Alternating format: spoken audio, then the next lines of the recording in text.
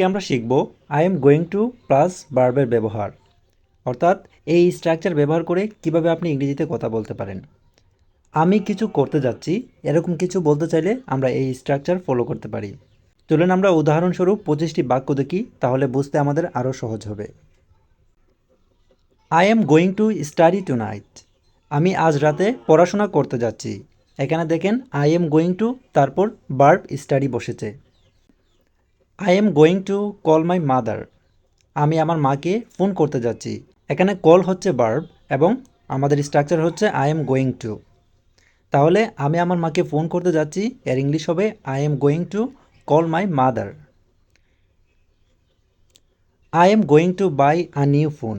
আমি একটা নতুন ফোন কিনতে যাচ্ছি। এখানে বাই হচ্ছে আমাদের verb. I am going to visit my friend tomorrow. আমি আগামীকাল আমার বন্ধুর সাথে দেখা করতে যাচ্ছি। এখানে ভিজিট হচ্ছে আমাদের verb. I am going to learn English this ইয়ার। আমি এই বছর ইংরেজি শিখতে যাচ্ছি। এখানে লার্ন হচ্ছে আমাদের ভার্ব। চলুন আমরা আরও কিছু উদাহরণ দেখি। I am going to cook dinner tonight. আমি আজ রাতে রাতের খাবার রান্না করতে যাচ্ছি। I am going to cook dinner tonight. আমি আজ রাতে রাতের খাবার রান্না করতে যাচ্ছি। I am going to watch A movie tonight. আমি আজ রাতে একটা সিনেমা দেখতে যাচ্ছি। এখানে ওয়াচ হচ্ছে আমাদের verb. I am going to finish my homework. আমি আমার হোমওয়ার্ক শেষ করতে যাচ্ছি। এখানে ফিনিশ হচ্ছে verb. I am going to travel to Dhaka next week. আমি আগামী সপ্তাহে ঢাকায় ভ্রমণ করতে যাচ্ছি। এখানে ট্রাভেল হচ্ছে verb. I am going to start a new job. আমি একটা নতুন চাকরি শুরু করতে যাচ্ছি। এখানে স্টার্ট হচ্ছে verb. I am going to write a letter. আমি একটি চিঠি লিখতে যাচ্ছি। এখানে রাইট হচ্ছে verb. I am going to clean my room.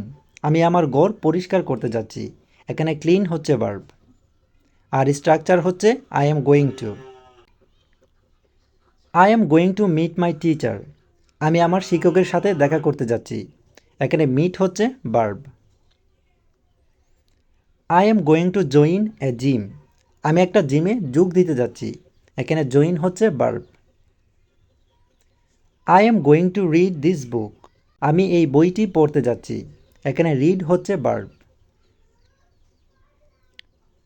I am going two practice English daily. আমি প্রতিদিন ইংরেজি অনুশীলন করতে যাচ্ছি। এখানে প্র্যাকটিস হচ্ছে verb. I am going to sleep early tonight. আমি আজ রাতে তাড়াতাড়ি ঘুমাতে যাচ্ছি। এখানে স্লিপ হচ্ছে আমাদের verb.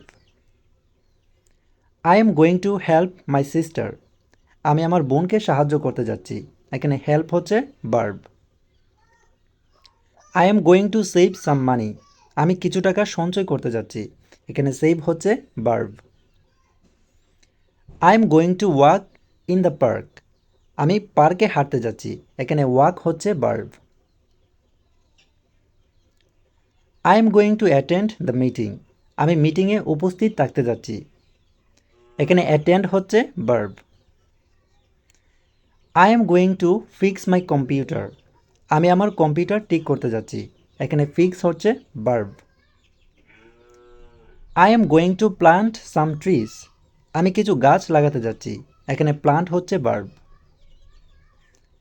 I am going to improve my English speaking. আমি আমার ইংরেজি বলার দক্ষতা উন্নত করতে যাচ্ছি। এখানে ইমপ্রুভ হচ্ছে আমাদের verb. I am going two surprise my family. আমি আমার পরিবারকে চমকে দিতে যাচ্ছি। এখানে সারপ্রাইজ হচ্ছে ভার্ব। তো এরকমভাবে আপনারা এই স্ট্রাকচার ফলো করে আপনার মনের কথাটা কিন্তু আপনি প্রকাশ করতে পারবেন। জাস্ট প্রথমে আই এম গোয়িং টু, তারপর যে কোনো একটা ভার্ব বসিয়ে কিন্তু আপনি আপনার মনের কথাটা প্রকাশ করতে পারবেন। তো আপনারা প্রচুর পরিমাণে প্র্যাকটিস করবেন, তাহলে আপনার ইংরেজি বলা দেখবেন যে আগের থেকে অনেকটাই ইমপ্রুভ হয়ে গেছে। তো ভিডিওটি ভালো লাগলে অবশ্যই লাইক, কমেন্ট এবং শেয়ার করবেন। ধন্যবাদ সবাইকে।